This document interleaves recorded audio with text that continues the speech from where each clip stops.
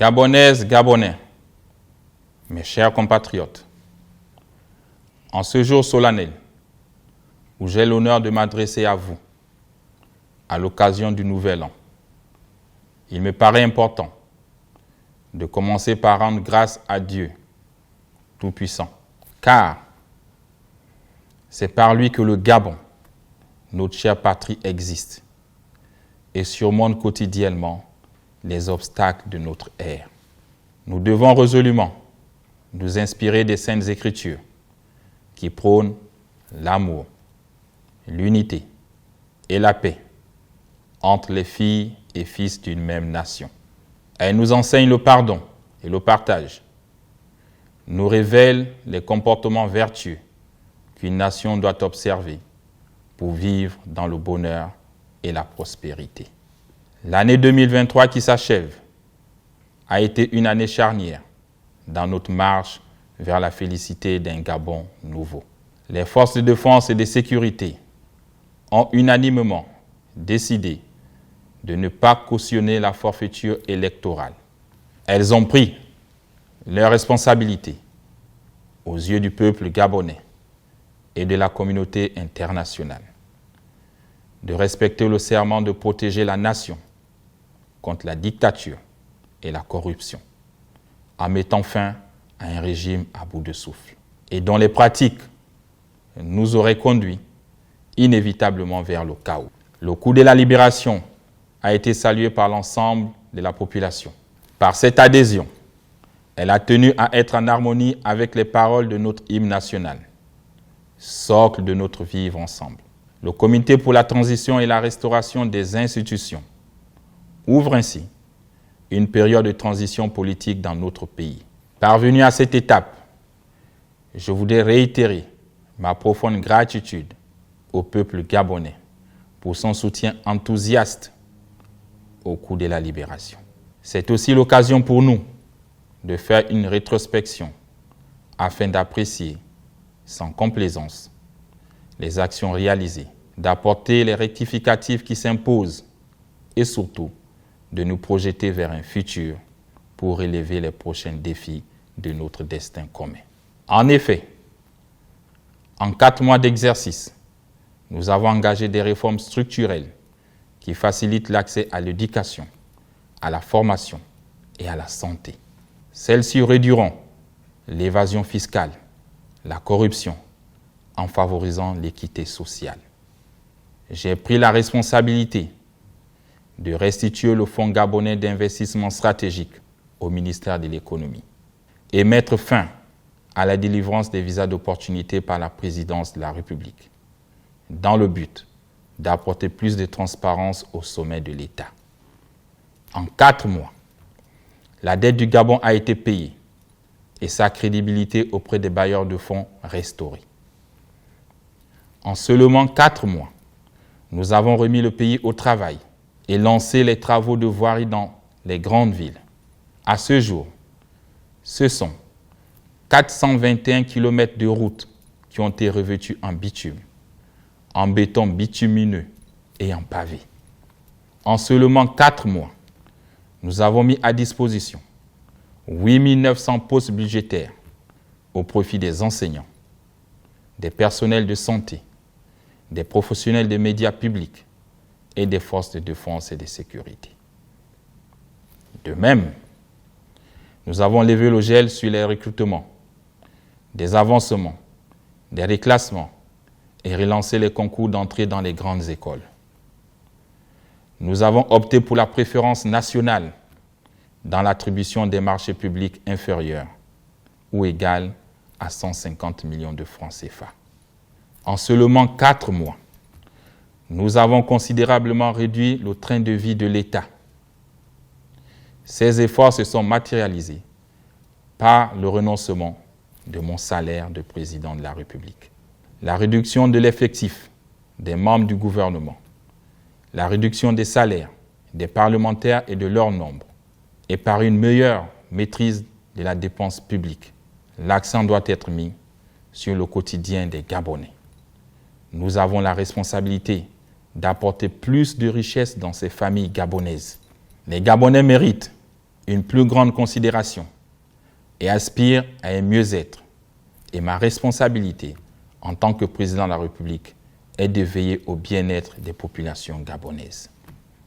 C'est pourquoi j'instruis le ministre du Pétrole et du Gaz de prendre toutes les dispositions administratives et techniques nécessaires afin qu'à compter du 1er janvier 2024, le prix du gaz en République gabonaise soit revu à la baisse.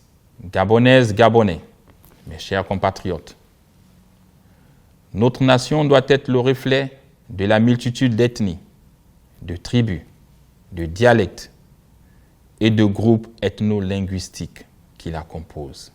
En parcourant nos différentes provinces, j'ai compris que notre histoire est profondément inscrite dans nos gènes. Notre nation est plus que la somme de ses différences. Et à partir de plusieurs, nous ne sommes que un.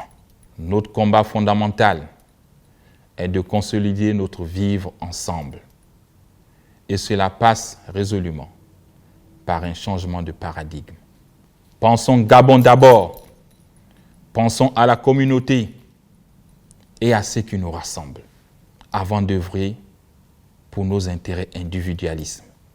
Gabonais, Gabonaises, mes chers compatriotes, nous ne pouvons pas tout faire dans les 100 premiers jours, ni dans les 1000 premiers, ni même pendant toute la durée de la transition, voire même pendant toute notre vie sur Terre.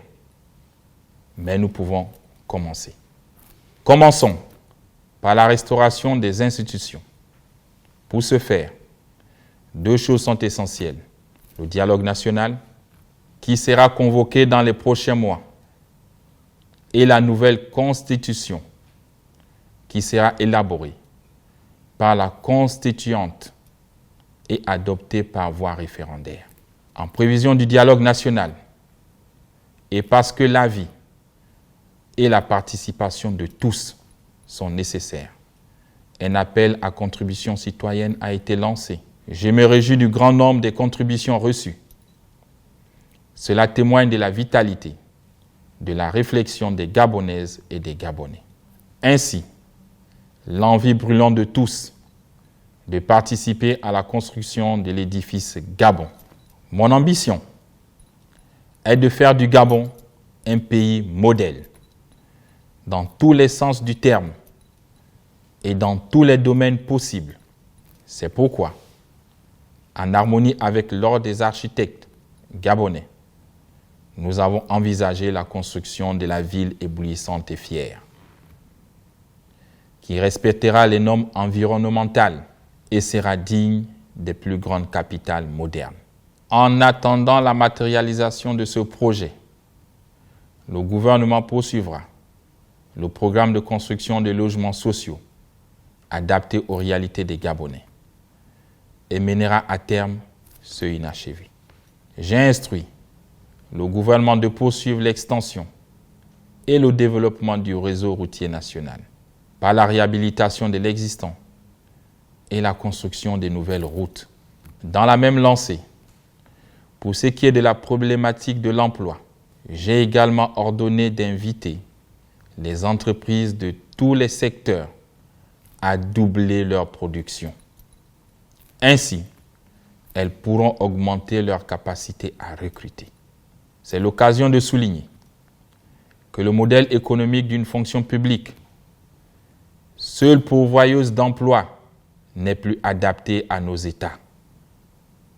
Nos jeunes doivent cesser de rêver d'être fonctionnaires et privilégier l'entrepreneuriat. Sortons des idées reçues qui consistent à penser que les petits métiers avilissent l'homme.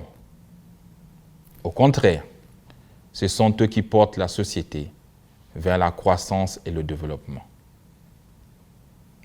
Afin de soutenir l'entrepreneuriat, le gouvernement devra me soumettre très rapidement les conditions de la création d'une banque nationale de développement pour l'entrepreneuriat des jeunes, capable d'accompagner les PME, PMI à travers les 9 provinces.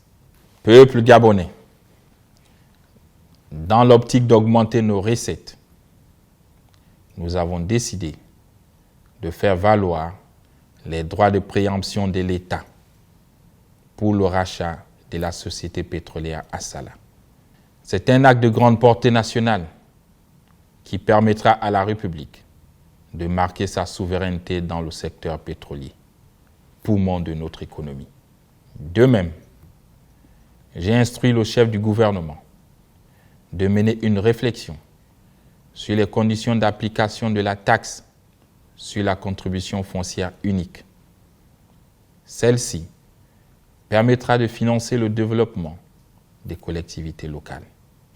Et je voudrais particulièrement m'adresser à mes pères, mes mères, mes aînés, qui ont été admis à faire valoir leur droit à la retraite. Je suis témoin des difficultés auxquelles vous êtes confrontés au quotidien. Et je prends l'engagement de commencer à payer les rappels de vos pensions d'ici le mois de février 2024. L'envol que nous voulons pour notre pays nous commande la création d'une nouvelle compagnie aérienne nationale et d'un nouvel aéroport à Andem. Pour ce faire, les études techniques de ces projets sont en cours. Par anticipation, le gouvernement mènera des travaux d'extension et de mise aux normes de toutes les pistes aéroportuaires de l'intérieur du pays. À ce titre, j'annonce que les aéroports de Makoko et d'Oyem seront les étapes de départ de ce projet de restauration. Mes chers compatriotes, j'entends faire de la promotion des droits de l'homme un axe majeur de cette transition. Je veux œuvrer à construire un Gabon sans distinction de race, de sexe, de nationalité, de langue ou de religion. C'est pourquoi l'année 2024 qui commence sera placée sous le sceau d'une prospérité partagée et d'une plus grande humanité. Aussi, j'envisage la libération de 1000 prisonniers sous les conditions prévues par la loi. Par ailleurs, la protection des biens et des personnes restera une de mes préoccupations majeures. J'attends des forces de défense et de sécurité qu'elles soient responsables au service du peuple et de la paix, comme elles l'ont été le 30 août dernier. Gabonaises, Gabonais, mes chers compatriotes, je voudrais vous adresser chaleureusement mes vœux de bonheur, de paix, de santé, de prospérité et de longévité. Puisse l'Éternel, notre Dieu, le Très-Haut, le Maître des temps et des circonstances, dans sa grande et profonde bonté, continuer de veiller sur notre cher pays, le Gabon. Bonne et heureuse année 2024. Peuple gabonais, unis dans la concorde, c'est enfin notre essor vers la félicité. Honneur et fidélité à la patrie, je vous remercie.